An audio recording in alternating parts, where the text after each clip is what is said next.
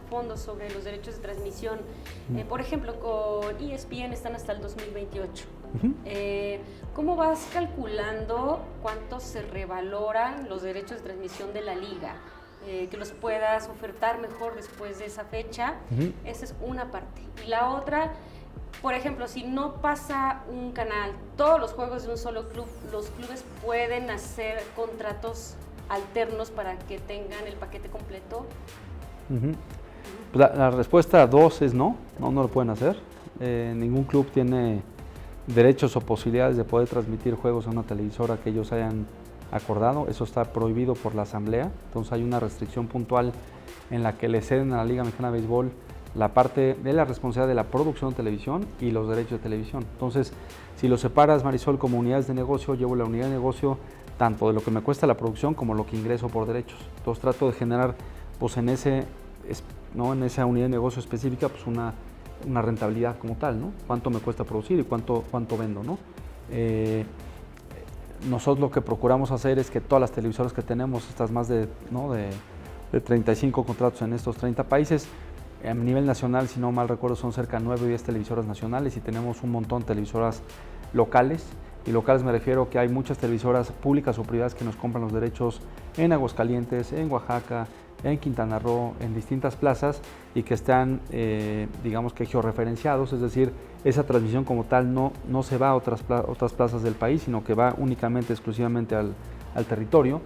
Y lo que hemos provocado en la parte de la centralización, que antes paradójicamente no ocurría, pero es que Oaxaca iba a jugar, por ejemplo, con Leones Yucatán, y si iba a Oaxaca de visitante, pues en Yucatán tenían los derechos de local y veían los juegos, pero los de Oaxaca no veían los juegos de su equipo visitante yendo a Yucatán, cosa que pues en una liga, la que me digas, es como medio ilógico pensar así, que no estuviera ocurriendo, ¿no? Entonces aquí lo que hacemos es que tienes un número de juegos, ¿no? Tienes prácticamente más de 220 juegos de temporada regular, más otros tantos de playoffs y demás.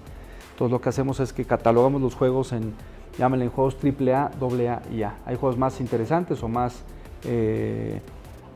atractivos, ¿no? En ratings y demás que otros, es normal, ¿no? En cualquier liga puede pasar esto. Entonces lo que hacemos es que negociamos con las televisoras y ellos tienen la obligación de que los paquetes de programación tienen juegos de AAA, juegos de AA y juegos A, porque si no entonces todos nos iríamos con la parte AAA y no tendría realmente un flujo de contenido mucho más holístico, integral a nivel nacional. Entonces no es un tema pues tan fácil, digamos, que de administrar.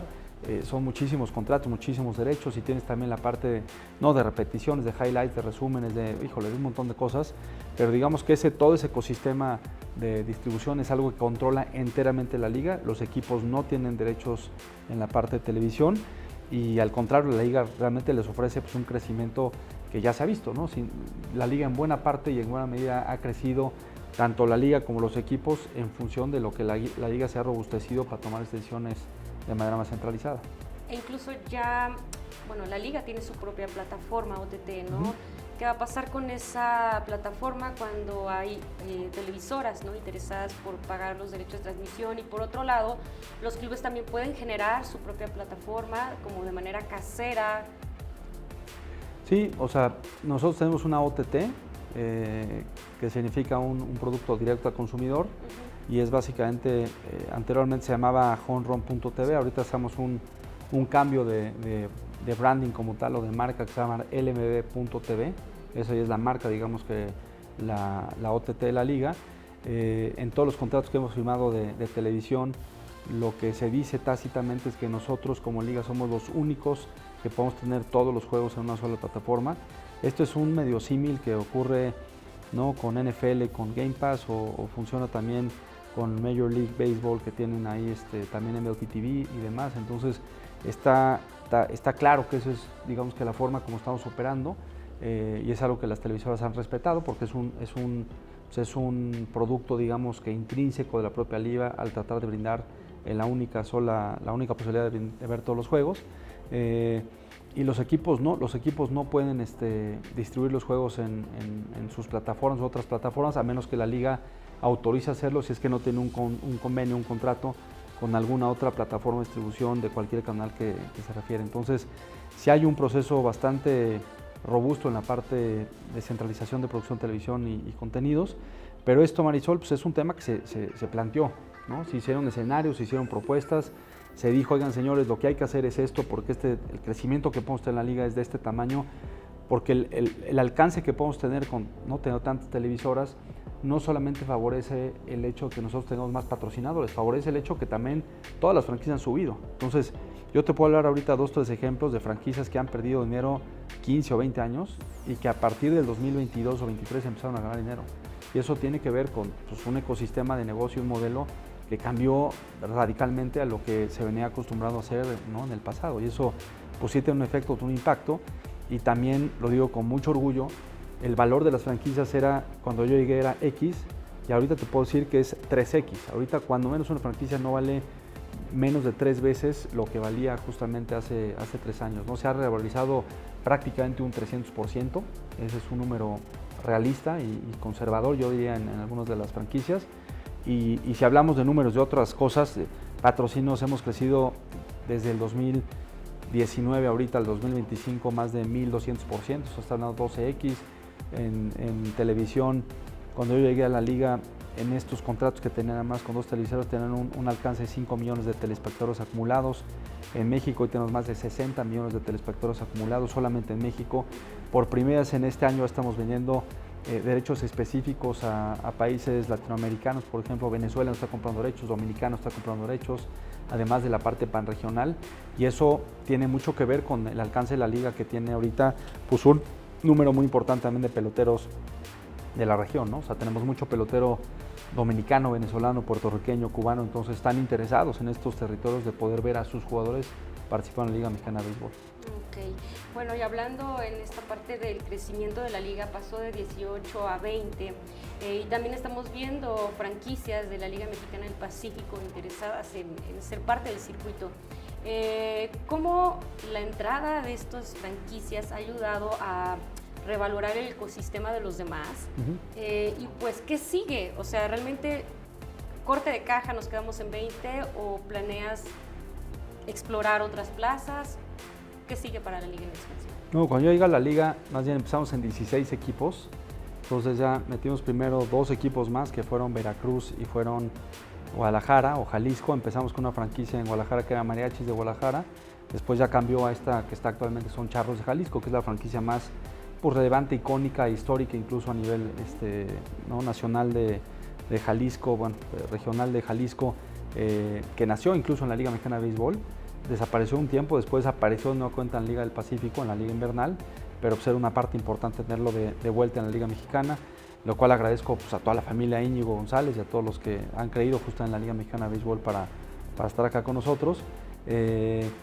Y bueno, fuimos creciendo después en otras 2 franquicias que fueron Querétaro y Chihuahua. Hicimos un análisis, Marisol, estratégico de cuáles eran las plazas donde no estamos que teníamos que estar.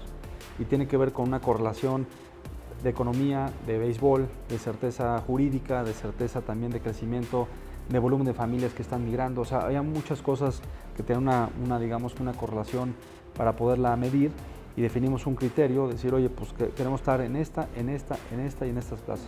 Y estas 4 ciudades que te digo, o sea, Veracruz, Jalisco, Chihuahua y Querétaro, eran plazas que evidentemente en el estudio que hicimos en el 2020-2021 salían justamente un orden jerárquico de dónde podemos estar y por qué. Entonces quisimos crecer a estas 4 plazas para tener presencia sólida en estas plazas. No creo o no hay ahorita planes de crecimiento como tal, o sea, no vamos a vender la franquicia 21, 22 o 23, 24, no está ahorita, cuando menos en los siguientes 2 años no lo veo pasar. La Liga Invernal, lo que ha pasado, se han incorporado pues, en la Liga de Softball. Entonces lo que hemos hecho también es, para dar una explicación, pues digamos que económica también y sencilla, es, yo tenía 2 formas de crecer el béisbol en México, o crecer la liga. O creces vendiendo más caro, y vendiendo más caro me refiero a patrocinios, a boletos, etcétera, o creciendo el pastel. Entonces lo que hice es, vamos a crecer el pastel. Y ese pastel me refiero que en la temporada como tal, o en un año calendario, pues estamos jugando de abril a septiembre, y después ya no hacíamos nada, octubre, noviembre, diciembre, enero, febrero, marzo, y hasta abril otra vez. Entonces estamos prácticamente 6 o 7 meses que ahí estaban los estadios, que no hacíamos mucho. Y entonces yo lo que dijo, oye, hay que crear un producto femenino, y que se me hacía muy interesante también generar este empoderamiento de la mujer, y no era un tema ¿no? en boga, era un tema que teníamos que tener una pisada en ese, ¿no? en ese negocio y en ese perfil, digamos que de usuarios, aficiones, etcétera. Entonces creamos la Liga de Softball y entonces hoy por hoy tenemos enero, febrero, marzo la Liga de Softball. Después tenemos acaba de pasar el evento que hicimos ahorita que se llama Baseball Champions League, que prácticamente es la primera semana de abril. Después arrancamos a mediados de abril toda la temporada, termina en septiembre. Vamos a hacer otro evento como tal, que va a haber una Liga de Futuras Estrellas en colaboración con ligas mayores en octubre y diciembre de este año ya, y eso es lo que pensamos que vamos a ser recurrente. Y de alguna forma lo que hicimos con eso es tener realmente pues, una estrategia integral anual, ¿no? Que desde enero prácticamente hasta noviembre tengamos contenido de béisbol o de softball significativo, y luego le agregamos este otro componente que también lo presentamos el día del evento de la presentación de los 100 años, que se llama LMB Show, que tiene que ver con conciertos, espectáculos y demás, y es una forma también de poder tener otra unidad de negocio complementaria no deportiva, porque finalmente lo que tenemos son 21 estadios, tenemos una administración digamos que completa de ellos, y nos permitía que en los tiempos muertos, cuando de repente un equipo salía 1 o 2 semanas, tener ese espacio para poder hacer alguna actividad con el estadio como tal y poder no hacer otra estrategia alternativa de captación de recursos. Y la otra es que cuando acaba la temporada tenemos muchos espacios en los estadios para poder hacerlo. Paradójicamente la época más fuerte de conciertos en México es octubre, noviembre, diciembre. Ese es donde más conciertos se concentran en volumen como tal, ¿no? Entonces se nos hacía muy interesante tener digamos que ese proyecto complementario. Generamos esta parte también del ML Show. Este año vamos a tener cerca de 60 conciertos ya acordados con distintos artistas, desde, Daddy Yankee, Luis Miguel, Karol G, Shakira, El Bronco, Grupo Firme. O sea, tenemos prácticamente una cartera muy importante, muy interesante. Alfredo Olivas, Karim León, etcétera, etcétera. Y ya creo que somos un ente y una instancia que creo que tenemos ya un perfil muy interesante, porque la capacidad instalada de un estadio, con las butacas típicamente en un estadio promedio es de 12,000, 13,000, pero con la parte de abajo ya en el infield estás hablando de 22,000, 25,000 personas por venue. Entonces ya tienes un volumen creo que muy interesante de audiencia para poder hacer conciertos de esta naturaleza. Y luego el último punto dentro de ese portafolio que le llamo yo del béisbol es la selección nacional. Entonces, como es en el fútbol, tienen sus famosas fechas FIFA, ¿no? Entonces dicen, va a ser fecha FIFA, entonces viene la selección a jugar en X fecha, entonces prácticamente la liga medio se para y juegan esa fecha, la selección nacional se concentra toda la parte mediática en eso y tienen resultados importantes, ¿no? Entonces, lo que hicimos es nosotros ya controlar la selección nacional, prácticamente desde las selecciones sub-15, sub-18, sub-21 y la mayor, las controla ya la Liga Mexicana de Béisbol.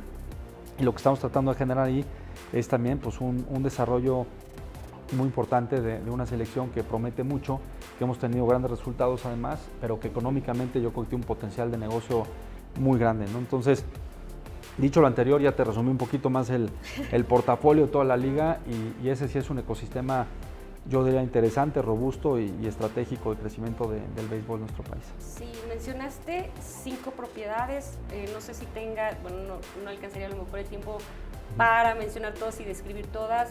El MB Show, la Liga Mexicana de Softball, la selección mexicana, pero hay más, me imagino. ¿Cuántas propiedades en total tiene la liga? Pues básicamente son 6 o 7 propiedades bajo ese contexto, pero hay otro tipo de perfil. Hoy estamos justamente en estos estudios que estamos pues ahora sí que innovando a nivel liga. Cuando vemos en México, yo creo que pocas ligas tienen sus propios estudios y este tipo de cosas. Le estamos apostando mucho claramente a la distribución de contenidos, de generación de programas alternativos, ¿no? De la propia liga, de generar realmente como algunas otras plataformas ya nos están poniendo como una liga que no solamente está pensando en deportes, estamos pensando en un tema de propiedad intelectual, en donde tenemos un montón de cosas que ya estamos generando con la intención de tener realmente un impacto de largo plazo en lo que estamos haciendo. Hay todo un proyecto que tenemos ahí de memorabilia, hay algunos temas que estamos viendo precisamente más de show y espectáculo en el béisbol de otra naturaleza. Hay algunos temas que estamos viendo, por ejemplo, con temas que no es una propiedad como tal, pero hay un compromiso también toda la parte de causas sociales o de algunos temas que tengan que ver con un impacto filantrópico en distintas aristas a nivel nacional. Y así, bueno, hay muchas cosas, ¿no? Yo te diría que esas 5, 6 o 7 que resumiste tú son las que le dan la solidez o los pilares de ejecución de la Liga de Béisbol hoy día. Y hay varios planes muy interesantes, agresivos en algunos casos justamente de crecimiento que pues como todo proyecto pues tiene su tiempo, su paso y es lo que hemos ido tratando de conseguir, ¿no? Parte de ello, y déjame decirte una cosa que para mí es fundamental, es que antes de vender béisbol, vendemos una experiencia. Entonces, cuando tú cambias el chip, que no vendes béisbol pues es lo que es, ¿no? Es el deporte per se, pero vendes una experiencia como tal, cambia totalmente la dinámica de los servicios que ofreces. Entonces, si esa experiencia es agradable, es buena, es segura, es asequible, es dinámica, es atractiva, etcétera, pues entonces generas el volumen de crecimiento que nos estamos teniendo, ¿no?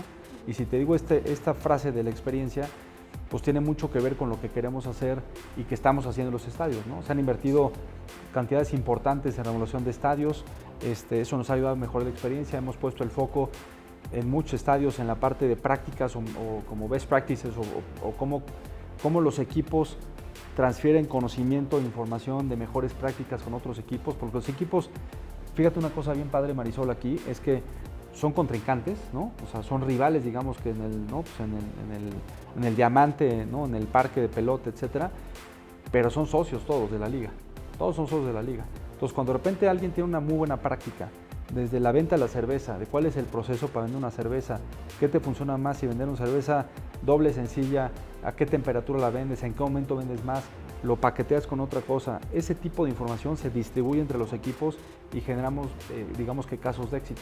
Entonces, cuando eso se permea y tienes un ejercicio integral de toda la liga, pues entonces todos jalamos para el mismo lado. Yo creo que el béisbol, lo que ha pasado es que como liga, cuando llegamos, hacemos propuestas y se vota en la asamblea de los 20 equipos, 20 dueños, y decimos, señores, vamos para allá, todos. Y entonces somos muy contundentes a la hora de hacer las cosas y yo creo que eso, pues francamente, es lo que ha dado resultados importantes en el béisbol de México. También en este significado que el valor de una liga también es tener un acuerdo con 20 dueños, ¿no? Que quizá en una proyección más nacional se quisiera saber la receta de cómo hacer estas asambleas, ¿no? Y jalar todos para la misma dirección.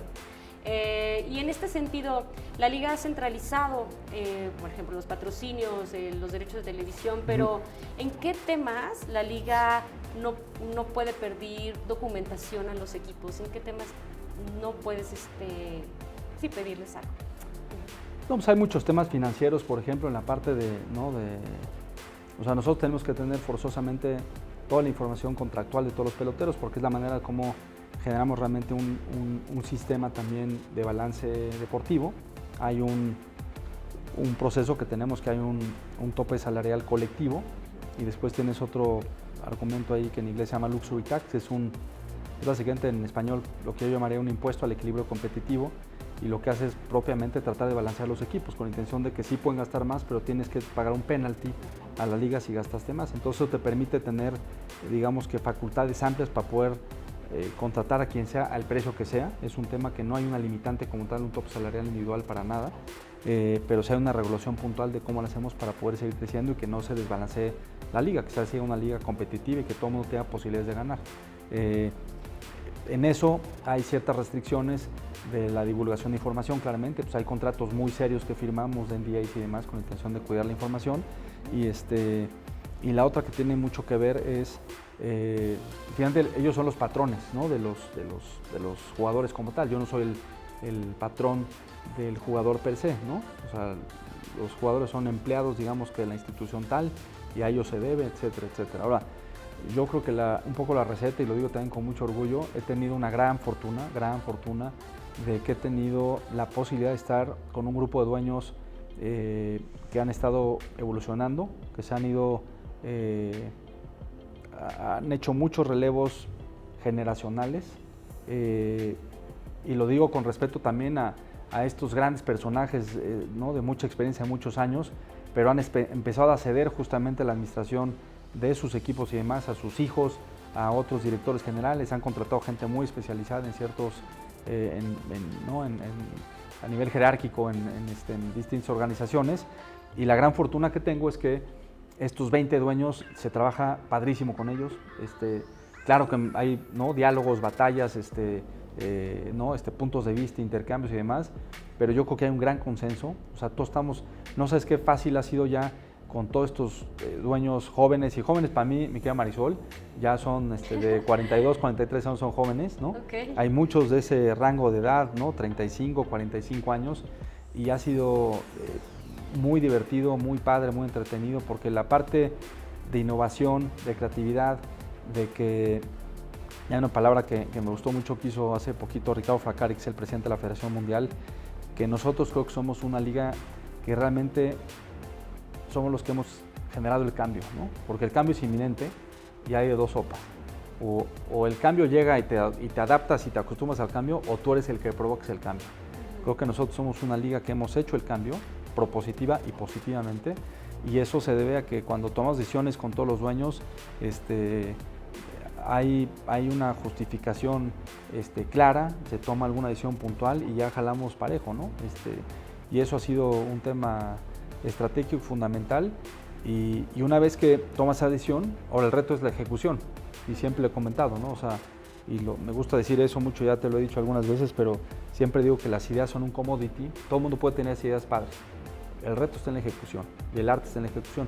Creo que nosotros en la liga y en conjunto con los dueños de los equipos nos hemos convertido, si no en expertos, pero personas que hemos tenido la capacidad de enfocarnos en ser buenos ejecutores de proyectos y arremangarnos las mangas y realmente meternos a la tarea y sacar adelante los proyectos.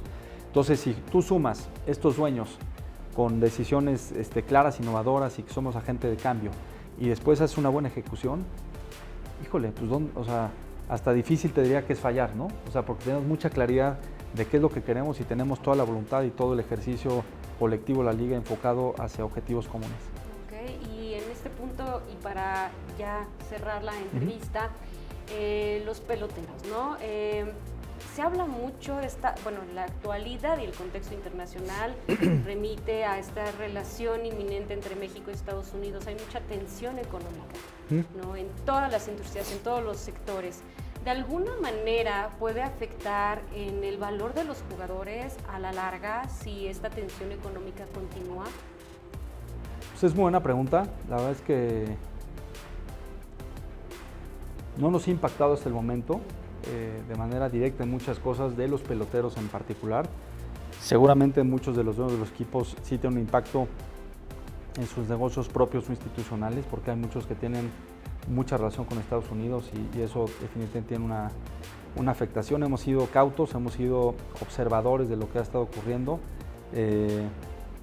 Hay decisiones que hemos tomado, y lo digo también en tema estratégico, muy puntuales.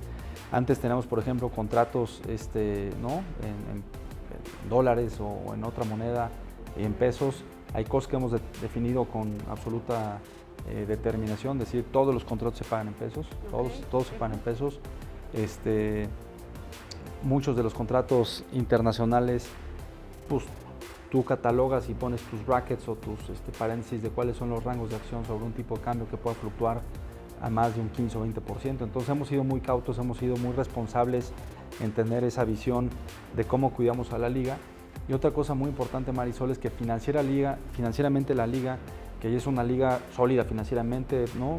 Que tenemos una liga sustentable, estamos cuidando mucho el proceso de, si llegara a pasar alguna crisis, cómo nos protegemos antes, que no existía antes, ¿no? Eso, es decir, antes los dueños de repente había una crisis y decían, pues ¿a cuánto nos toca a cada quien? No, pues a tanto, todos pagaban, ¿no?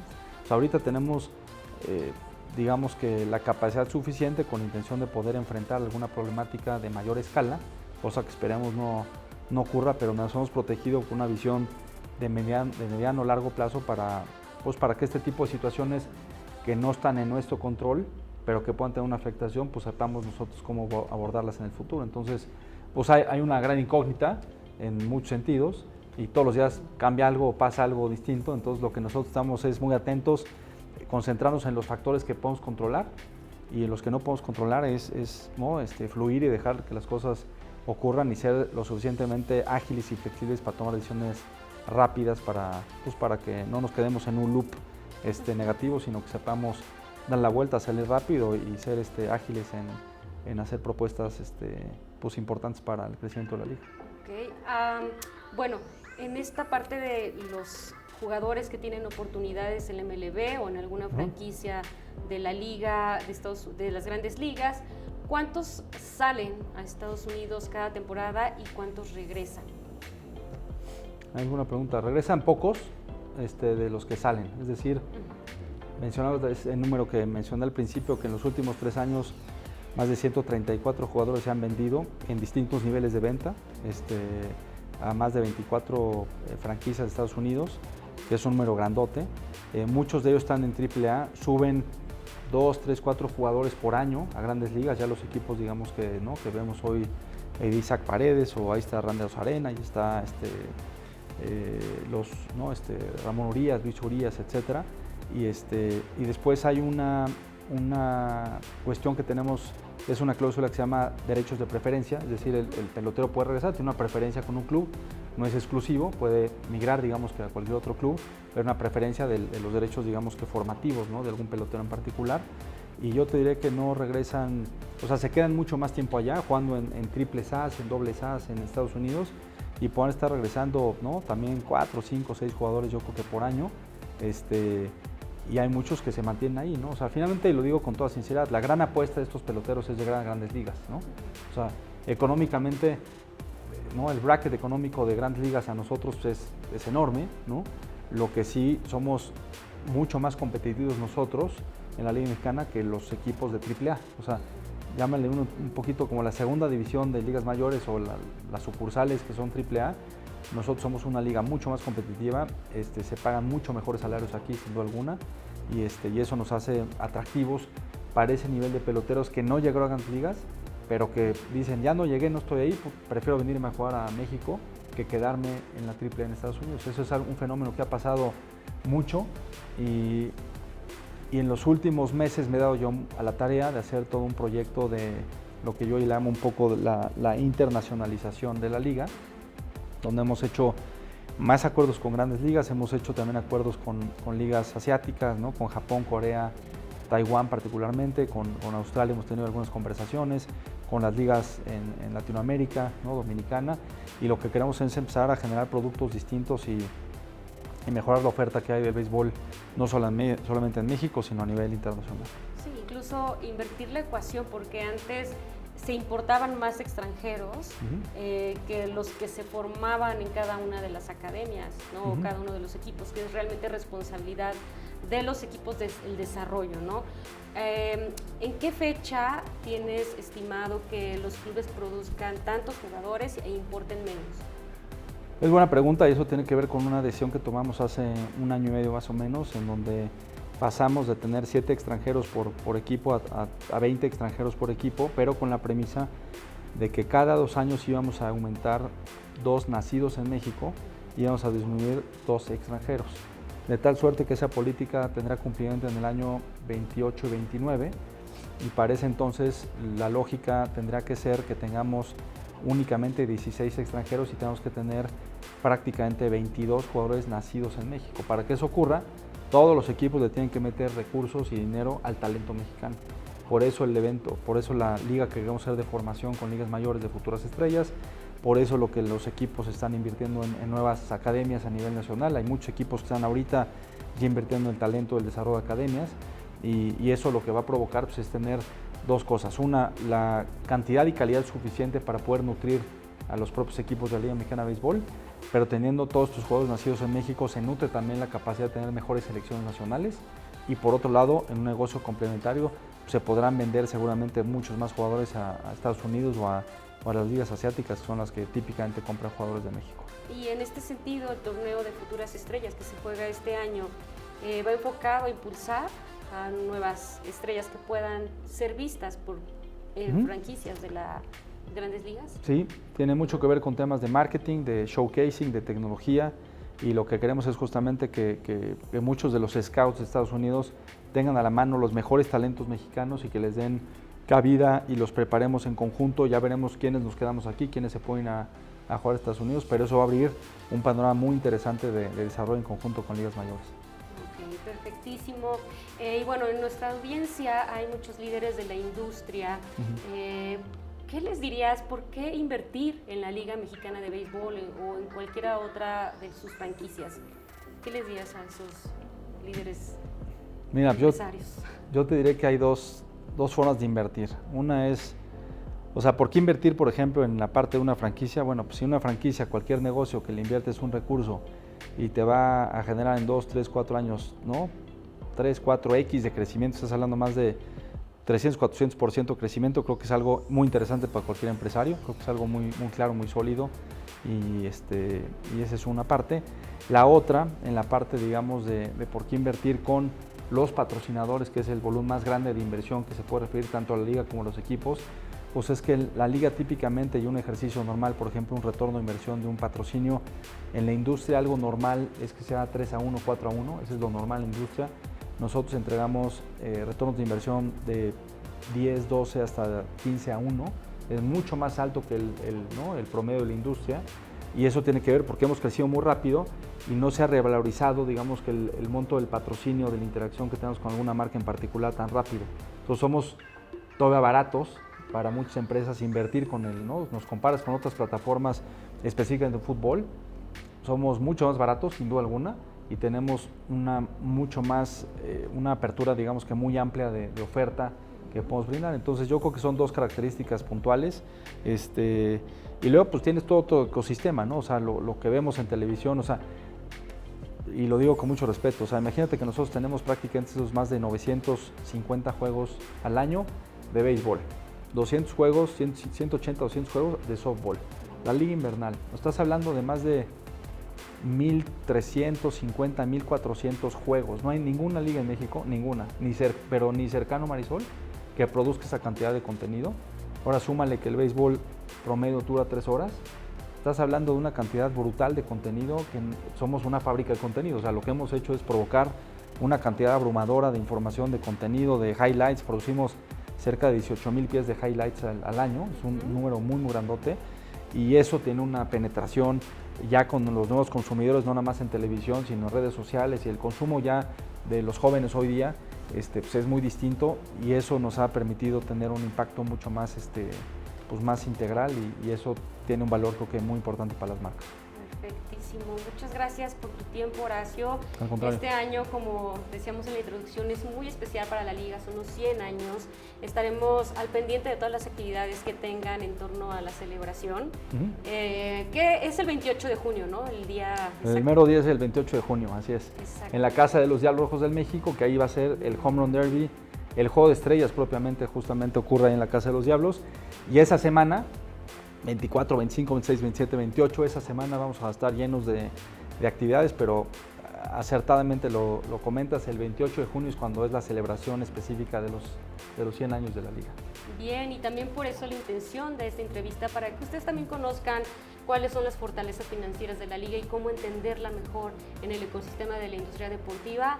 Mil gracias, fue un placer estar aquí, gracias por prestarnos este estudio que es nuevo y es de mucha ayuda también para hacer el trabajo. No, gracias a ti, Marisol, y a todos los que nos escuchan El Economista, muy agradecido con todos ustedes y los esperamos ya también en el Parque Pelota para apoyar a sus respectivos equipos y a disfrutar de lo que ya dije muchas veces, una gran experiencia el béisbol mexicano. Hasta pronto, gracias.